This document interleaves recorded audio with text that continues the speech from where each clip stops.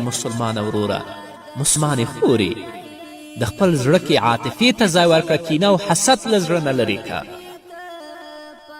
په خپل زړه کې عاطفې او شفقت ته ځای ورکړه، کینه او حسد د خپل زړه نه وباسه، ځکه کینه د سرطان ناروغي په څیر د انسان هډوکي ماتوي.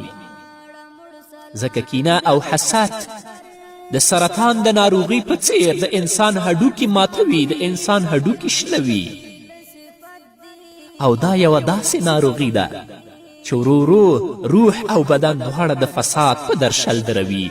د هغه چا په زړه کې چې کینه پرته ده، د هغه چا په زړه کې چې حسد پروت دی، نو د هغه انسان روح او بدن دواړه د فساد په درشل دروي چې بیا به په هلاکت کې پروت وي.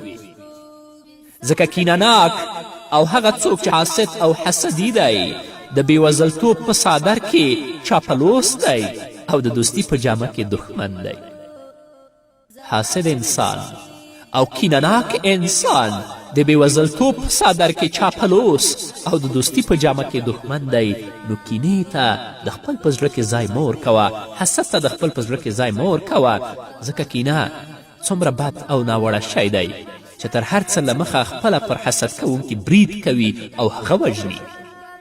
نو قدرمنو اوریدونکو، مسلمانانو ورونو او خویندو، تاسو ته دا زه په ټینګار وایم چې له حسد نه ځان وساتئ، له کینې نه ځان وساتئ، په نورو ولورېږئ، د الله د لورونې مورد به وګرځئ. که تاسو په نورو ولورېدلی، الله رب العزت به تاسې د خپله لورونې مورد وګرځئ، د الله لورونې به په تاسې وشي.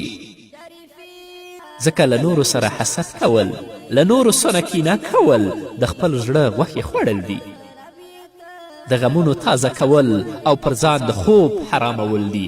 هغه څوک چې کینه کوي او حسد کوي، هغه د خپل زړه غوښې خوري، هغه د خپل غمونه تازه کوي، په خپل ځان باندې خوب حراموي. یو چاته الله ډیر ښه علم ورکړی، ته کینه ورسره مه کوه، حسد ورسره مه کوه، ځکه هغه ستا کینه او حسد به د ستا د زړه غوښې خوري. تل لپاره به په دې غم کې چې الله ولې دا داسې کړی، په ځان به د خوب حرام کړی او هغه ته به هیڅ ضرر هم نشي رسولی. غمونه او اندېښنې د حسد زیږنده دي، غمونه او اندېښنې د حسد زیږنده دي.